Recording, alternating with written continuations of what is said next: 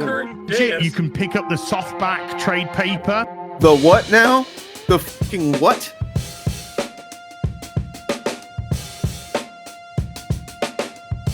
Squeals from my baby place, as the Rippaverse calls them. I prefer piss pickle baby brains, but that's me. Is that Associates Sisters Black Widow? Yes, it is. That is a no restraints play number 1, 9.6. Slabbed. Like, yes, people do say slabbed about these comics, but like the way he sounds like somebody just told him, look, if you say these words, you'll sound like a comic book fan. It's like, hey, look, I have slabbed books. Yes, it is. It's a great series. If you haven't read it, check it out. I haven't read it because it's. If you're on a limit, I mean, first of all, look, we got a Fandom Menace guy here, who is literally telling his audience to go buy a Marvel product. Oh Damn. shit! Oh shit! So when it comes to, I guess people that are on their team, then it's okay, then it's fine. Yeah, you fucking got it, Blissful Haze, man. You get it. Man, I like you. All right. Yeah, this is the current days guy. you can pick up the softback trade paper. The what now? The fucking what? Softback or trade paper. And softback like when he says trade softback, paper. When he says softback, I assume like floppy, but like the trade paper makes me assume more like collected edition. So I'm really confused. Comics fans in the audience, when was the last time you got a softback trade paper? Yeah. Do you have a big collection of softback trade papers? Exactly. He's trying to say trade paperback clearly, but like it's like he knew the words were generally, and he just got them all jumbled up in there, and just like they came out like that. Softback trade papers. Yeah, trade papers, like rolling papers, I assume. I see. And he continues on here, and it's just like he can tell. I don't know that he's ever talked about comics really before recently. Do you guys anybody a fan of his? You know what? DJ used to be a fan. You would know. Mm-hmm. That's the truth. That is a fact. Yeah. Back before he took the grifting way. Mm-hmm. That damn grifter. Not DJ. I'm talking about Az took a grifting way. DJ. He hasn't gotten there yet. Yes. If DJ decides to go grifter on us, we're fucked, man. We're actually fucked. Yeah. But he has the best arguments. God damn it. Yeah. Even like if he became truly racist, like I don't know if I'd have the fucking ball sack to be able to win an argument against him. He would just be the one we ignore. We don't talk about him. We don't talk about that guy. We don't talk about he's just for about $10. Go get it. Go read it. If you like me and you like to get the individual issues, go search the individual issues. But it's a 5-parter and it was fantastic. He's already said softback trade paper, which is like that's a big red flag that he's just kind of a casual. And I'm not saying he can't be a fan. I'm not saying he's not allowed to get into comics, whatever point. Like I'm not gatekeeping. I'm just saying that like he's presenting himself as somebody that and really it's just all posturing because he's trying to suck up to the Suska sisters and because they're clearly in pretty deep at the old Rippaverse now, and he's buddies with the Rippa guy. So I mean, I just got back into comic books this year, so like I understand, like if you want to get back in, get back in. That's not what he's selling himself as, though. But like the way he's talking is dead giveaways. He's really really bad performance here. Yeah, I'm sure it's that bagging and boarding comics. I'm quite sure that's what they talk about, right? Yes, that is right? Definitely what BBC is slang for. That's what they're referencing there. Yes. Yeah, look. We were talking about it before the stream. Me and Turf, that like there's a couple of these channels that generally, like most of their stuff, I think is pretty good comedy and good commentary, even satire. But then they'll dip into a couple of things that I just fucking not okay with. None of us here are. Oh my god, I'm realizing that like several of the comics that are visible back there, as Avengers here's pointing out, they're not random. There's several Chuck Dixons. There's of course there's the Alpha Core. But I'm relatively confident that we're seeing a Nightfall of some kind back there, which definitely was Chuck Dixon, and then whatever that Bane comic is was probably almost certainly Chuck Dixon. And like his comic books on his back wall are entirely informed by his fucking content positions, and you know what I mean?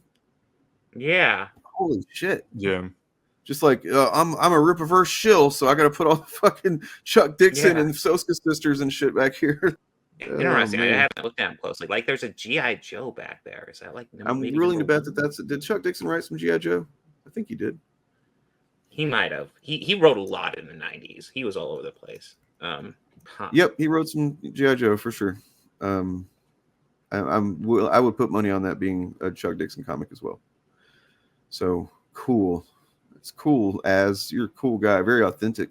Very authentic guy. And when I read that, I knew the Soskas were legit. That's how we knew they were legit, because of this kind of honestly pretty meh comic. When I read that, I fucking knew they were legit. It was a legit fucking great story. Great story. That's why I'm so excited for Yaira.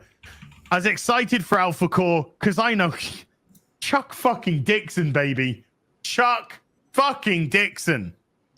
And that's how you know. Fucking Dixon. That's how you know that he is not being genuine here. He's not a genuine comics fan. And Alpha Core was fantastic. Chuck fucking knocked it out the park.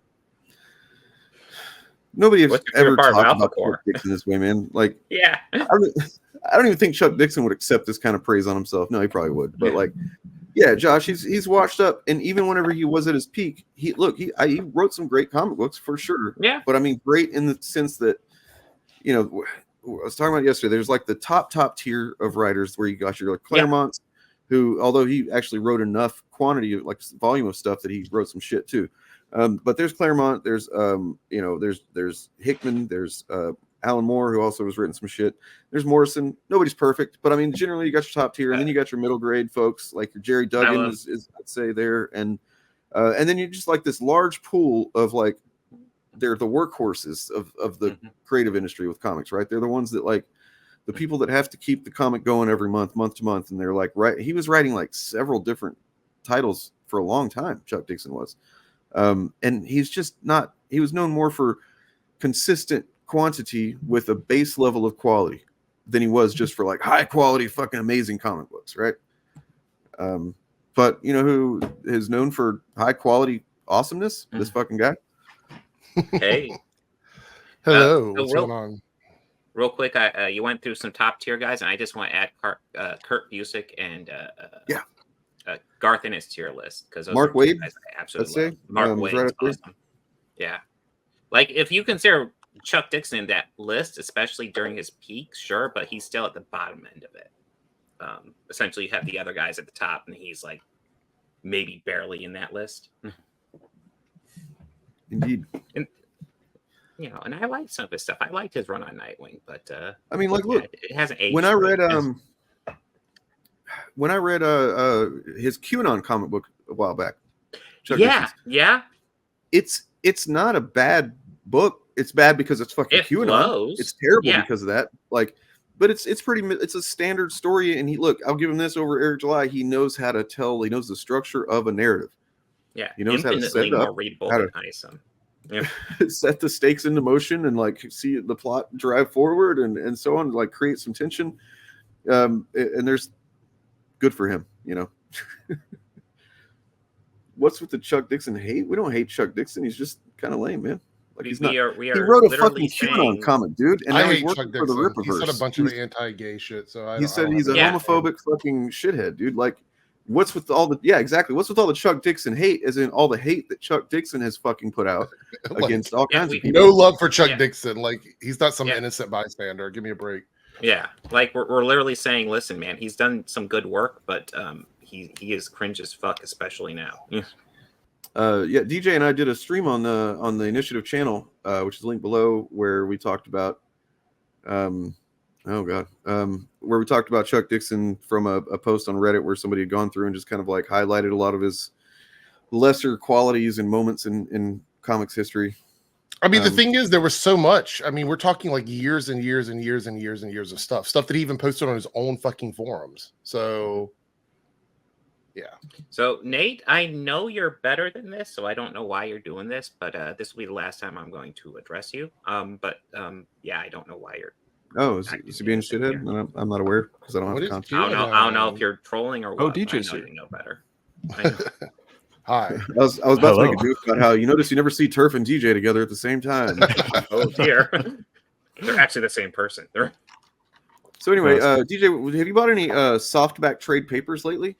No, I have not. I've also not purchased any hardback. I don't know where I'm going with that. Whatever the opposite of that is. Spotted turtles.